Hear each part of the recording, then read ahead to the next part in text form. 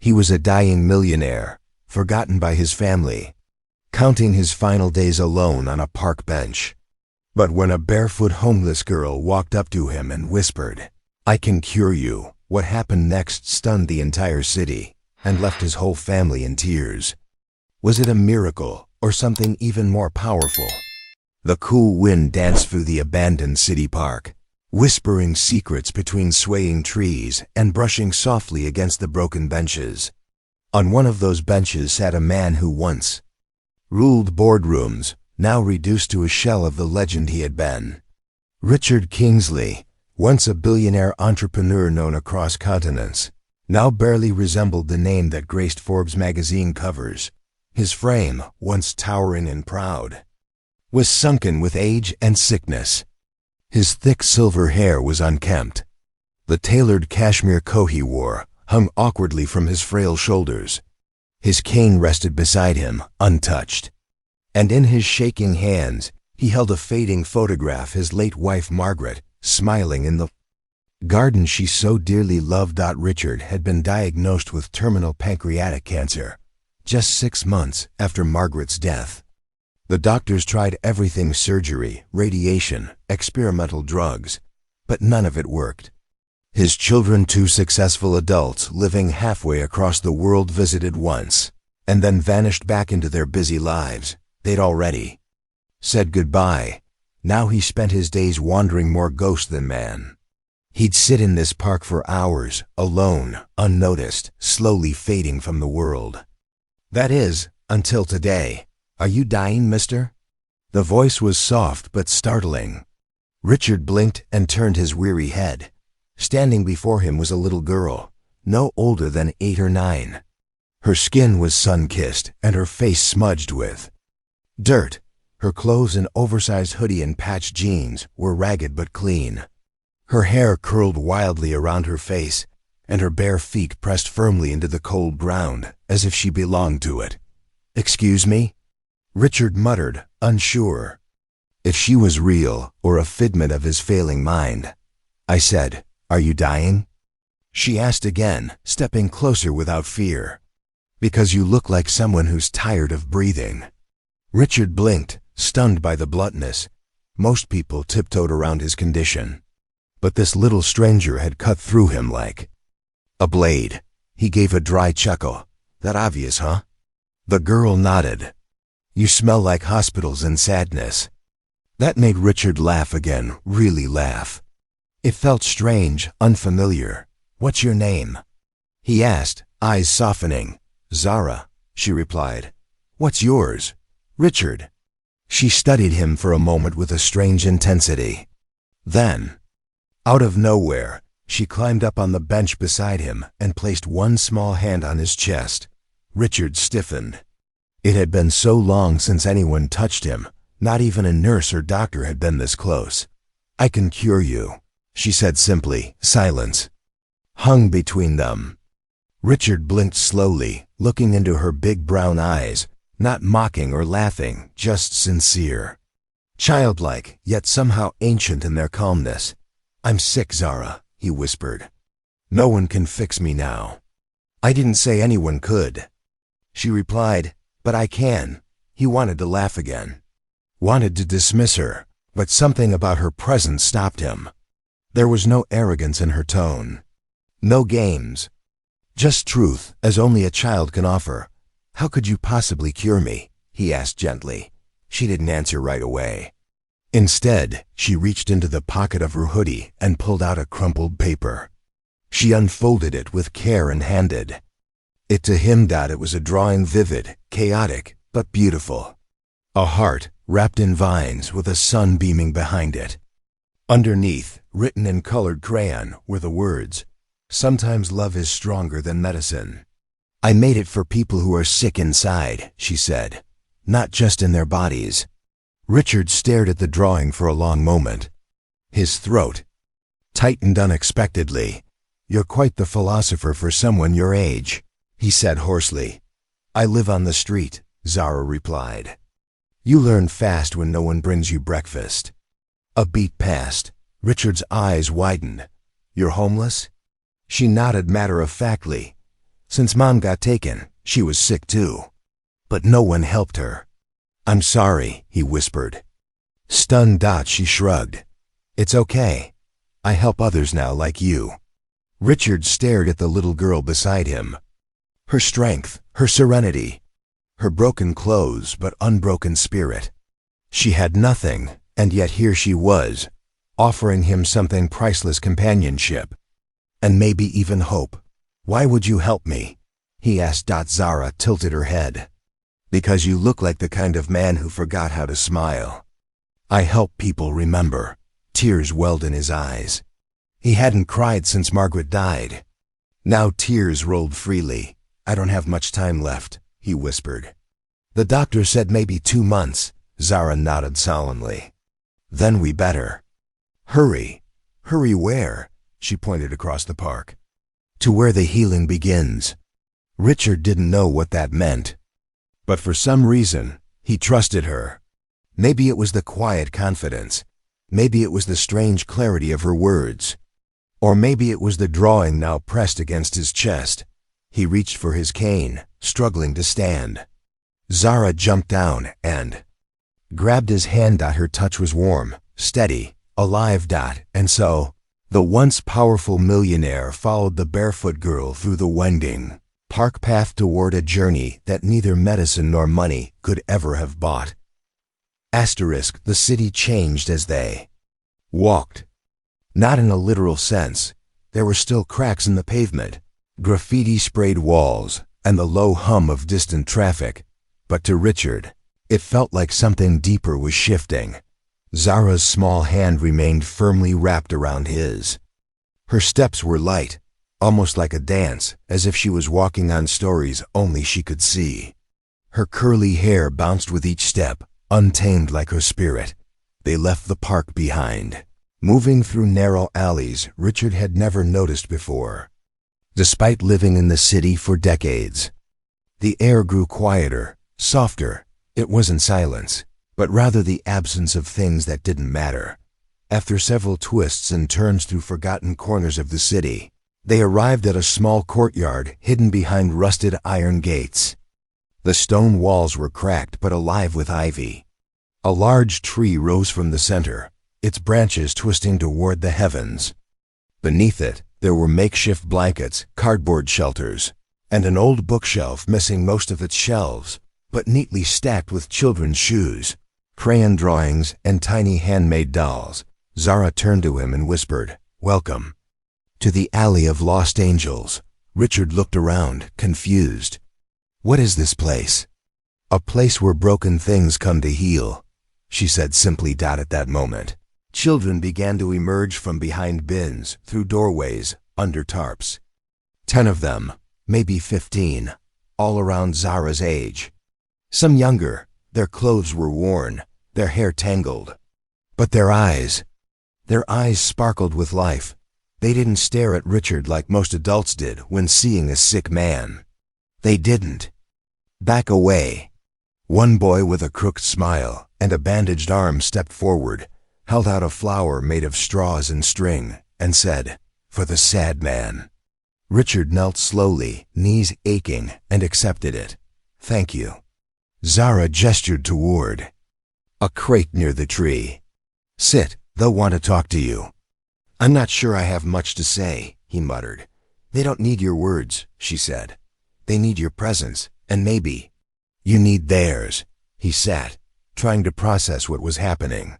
The children surrounded him, but not in chaos. They moved like a unit, a community. One girl rubbed his back without a word. Another sat at his feet, humming softly. A third handed him a piece of flatbread and smiled, revealing a gap where a front tooth should have been. Richard felt something strange in his chest. Not pain, not illness. Warmth. Zara pulled a folded sheet of paper from under the tree and handed it to him. "We call it the Circle of Healing. We do it every evening. It helps." The paper was a simple list. Share a pain, offer a joy, give a gift, make a wish for someone else. Zara nodded toward the children. "Would you like to begin?" Richard hesitated. He hadn't shared his emotions in years. even with his family, especially with them. But something in this place, this impossible corner of the city, unlocked his heart just enough. He looked down at the children and said quietly, "My pain is losing the love of my life and knowing I'm dying alone." The Fendu. Children nodded solemnly. No one laughed. No one told him to be strong. They simply listened. "My joy," Richard paused, glancing around, "is being here. With you, right now." One of the little girls clapped. Another whispered, "That's a good joy." Richard smiled through his tears. He reached into his coat pocket, pulled out the photograph of Margaret, and held it up. "My gift is this memory. Her name was Margaret, and she had a laugh that made me believe in forever. I want you to see her, so her light keeps going." Zara took the photo gently and placed it in a small wooden box under the tree. "We keep all gifts," she said, "safe forever." Finally, Richard whispered, "My wish is that none of you ever feel as forgotten as I have." There was silence, a heavy, beautiful silence. Then slowly, the children began to do the same. "I miss my big brother," said one boy. "He used to sneak me candy." "My joy is that I found a doll in the trash last week." Another girl beamed. "My gift is the stone. I painted it with nail polish." "My wish," said Zara when her turn came, "is that Mr. Richard will stay here longer than he thinks he can." He couldn't speak. Something inside him cracked. Not in a painful way, but like a shell breaking open to let light in. He had come here expecting nothing, hoping for even less. Yet somehow this little barefoot girl, these children of nothing, were stitching together the parts of him that had long crumbled. As the sun dipped low, the courtyard lit up with lanterns, made from old jars and melted wax. Music played from a broken speaker powered by a car battery. The children danced, laughed, shared food scavenged from bakeries and forgotten markets. Richard sat with his cane across his lap, laughing louder than he had in years. That night, Zara placed a blanket over him as he lay on a mattress made of folded cardboard and old pillows. "You're safe here," she said. He nodded, already drifting off. "I don't feel sick tonight," she smiled. "That's because you're not. Not really." He opened his eyes halfway. "What are you, Zara?" She tilted her head. "Just a girl who believes people can be healed, not with medicine, but with connection and care, and remembering how to be human again." Richard's heart beat slower. Not from illness, but peace. "Good night, Zara," he whispered. And for the first time in months, he dreamed not of hospitals or goodbyes, but of laughter echoing in a courtyard full of angels. No one ever noticed. Richard awoke to the soft pattering of rain tapping against a sheet of corrugated metal above his head. Morning had arrived in the alley of lost angels, but this was no ordinary morning. For the first time in years, Richard Kingsley didn't wake up with dread or pain clinging to his bones. He didn't lurch into the day gasping for strength. Instead, he sat up slowly, his back straighter, his mind clearer. He looked around. The children were still asleep, curled in groups beneath handmade quilts and patched blankets. The tree in the courtyard stood proud, sheltering them like an old guardian. And then he saw her, Zara, perched atop a concrete step, drawing quietly on the back of a cereal box. Her knees were scraped. Her hoodie was too thin for the rain, but she radiated something not even the richest kings could buy. Peace, purpose. He stood without his cane, his breath caught. No pain. It stunned him. He flexed his fingers, no trembling. His heartbeat was steady, not the erratic thump he'd grown used to. It felt impossible. "Zara," he called softly. She looked up, her wide brown eyes lighting up like street lamps at dusk. "You stood up on your own," she said, as if she had known this would happen. I haven't done that in months," Richard whispered. She smiled. "That's because you're remembering, not just how to live, but how to want to live." He took a shaky step forward. Then another. You're doing something to me, he said. Gently. I'm not doing anything, she replied. You're healing because you're finally not alone. Later that morning, Richard joined the children in their daily warm circle, an odd mix of meditation, storytelling, and spontaneous laughter. A little girl named Mina told a story about her dream of becoming a chef. A boy with a missing front tooth, Jamal, declared he was inventing shoes made of bottle caps because the ground always bites back. Richard listened to them with awe. Each child was a survivor, not because they'd avoided pain, but because they'd found joy in spite of it. He turned to Zara during breakfast, watching her carefully arrange the shared food. 3 pieces of bread, 2 bananas, and 1 dented. Can of beans, where do you come from, really? He asked. Zara looked at him for a long time. Not sad, not scared. Just thoughtful. No one really knows, she said at last. What do you mean? I was found in the back of a bakery when I was a baby, she explained, wrapped in a blue curtain. No note, no name, just ...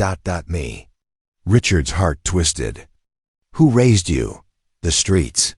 And the others, she gestured to the kids. We raise each other. No records? No birth certificate?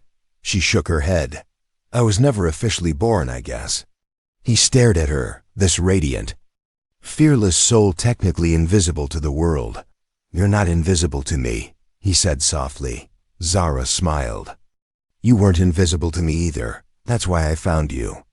That afternoon, something unexpected happened. A polished black SUV pulled up to the alley gates. The children scattered instinctively, melting into corners and shadows like rain. Into cracks, Zara stepped in front of Richard protectively. The back door opened. 2 adults stepped out, a man in a sleek business suit and a woman with cold eyes and an expensive coat. Richard squinted. Emma? His children, they had arrived. Dad? Emma gasped, approaching him slowly. What are you doing here? Richard stood in the middle of the alley, hair damp with drizzle, his coat patched with duct tape thanks to the kids, and holding a hand-woven necklace one of the girls had gifted him. I live here now, he said simply. Lucas looked around, clearly disgusted. You live in this dump? Richard didn't flinch. These children helped me remember who I was before the world broke me, before you both forgot me. Emma's face softened, but she shook her head. Dad, we didn't forget you. We thought you wanted to be alone. That's what you told yourselves, he replied calmly. Because it was easier than caring. Lucas stepped forward, clearly impatient.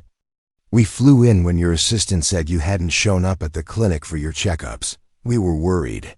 And now we find you living with street kids? Zara stepped between them without fear. They're not street kids, they're angels. Lucas laughed coldly. Who is this, your charity project? No, Richard said, voice firm. She's the reason I'm still alive. Emma turned to Zara, now noticing her properly. Where are your parents? Zara looked up. Never had any. But I've raised more people than you ever will. There was silence. Then Richard reached into his coat and pulled out a medical slip, the one he'd crumpled and carried with him for weeks.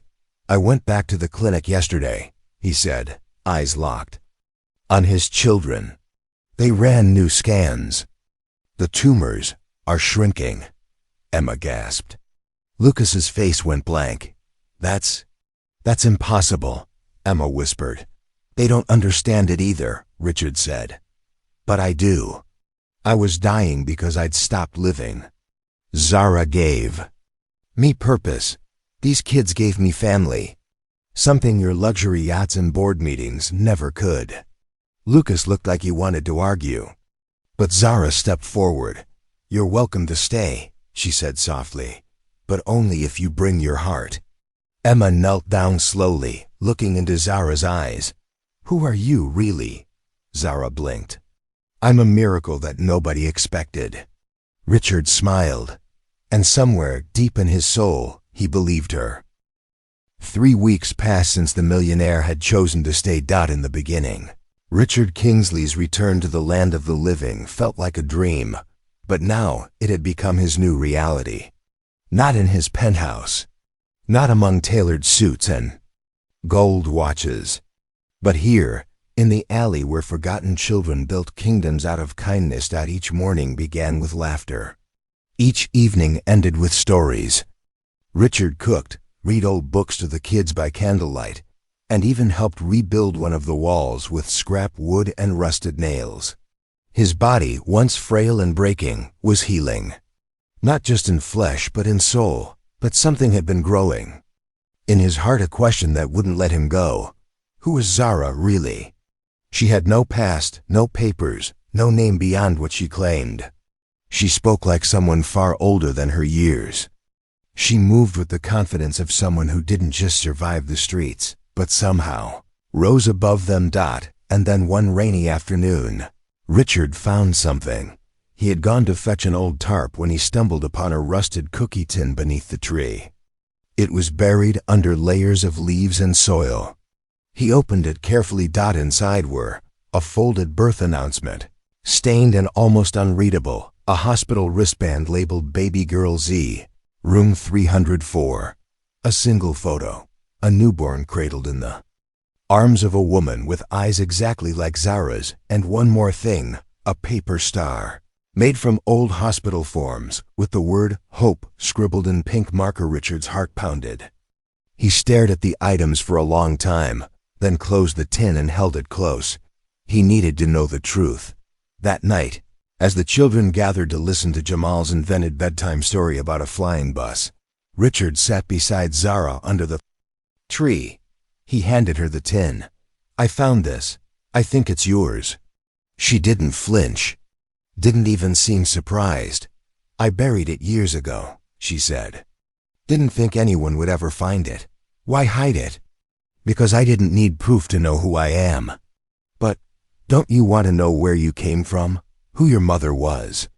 Zara looked up at the stars, her expression unreadable.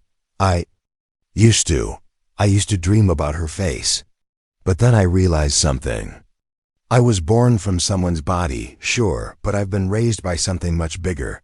By the streets, by the kids, by the moments I chose to love instead of hate. Richard swallowed hard. "You're extraordinary, Zara. Do you know that?" She gave a small smile. "No, I just think I remember what adults forget." He paused. "What's that?" "That healing doesn't come from hospitals or money. It comes from feeling seen, from mattering, from holding someone's hand when the world won't." Richard stared at her, tears filling his eyes. "You saved me." "Completely." She looked down at the paper star and whispered, "I just reminded you who you already were." 2 days later, Richard made a decision. He gathered the children in the courtyard, cleared his throat, and said, "I want to build you a home." They blinked at him, confused. A real home, walls, rooms, beds, a kitchen, a school, a garden. Somewhere you don't have to run or hide or sleep with one eye open. The children murmured in awe, "But I don't want to build it without your help." "We'll design it together. We'll build it together. And when it's done, we'll open it to any child who needs it." One little boy raised his hand, beaming. "Can we have chickens?" Everyone laughed. Zara watched in silence. Later, as the excitement died down, she sat beside Richard again. "You mean it?" she asked. "With all my heart," he said. Then she leaned in, reached into her hoodie pocket, and pulled something out. "Tiny wooden ring. I was saving this," she said. "For someone who really saw me." Richard took it gently. "It's beautiful. I carved it from the broken bench you sat on the first day I met you," she said quietly. "That bench held a lot of pain, but now it holds a new story." He looked at her in wonder. "Zara ... If you ever want to find your real family, I'll help you. I'll hire detectives. I'll go with you myself." She shook her head. "You already did," she whispered. "You found me. and I found you. Months passed. The home, named the Kingsley Haven, opened its doors in a quiet corner of the city. It had 20 rooms, a rooftop garden, art walls covered in kid-drawn constellations, and a library with books named after every child who helped build it. Zara became the heart of it all. Though still only 9, she led with the wisdom of a soul far older. She organized the library, created kindness patrols, even taught the younger kids how to sew their own blankets. Reporters came, documentaries were made, donations flooded in. But whenever someone asked Richard for the secret to the miraculous change in his life, he always answered the same. It was a girl with no shoes, no home, and no name, but with a heart bigger than the whole world. One crisp autumn morning, Richard called Zara to the garden. "There's one more gift I want to give," he said, handing her a sealed envelope. She opened it slowly. Inside was a birth certificate. Official, clean, stamped. Zara Grace Kingsley. Date of birth unknown. Place of birth unregistered. Father Richard Allen Kingsley. Mother N.A. Legal guardian Richard Allen Kingsley. Zara stared, speechless. "I may not be your birth father," he said, voice trembling, "but if you'll have me, I'd be honored to be your father in every way that matters." Tears filled her eyes. She didn't speak. She just threw her arms around him. Tight. Like the world had finally made sense. Epilogue today. The Kingsley Haven has over 300 children in its care. Zara, now a teenager, leads its operations, teaches street children how to tell their stories, and travels the world to speak about hope. Whenever anyone asks her how it all began, she simply smiles and says, "It started when I told an old man on a bench that I could cure him. But what I didn't realize is that he would heal me too." The end.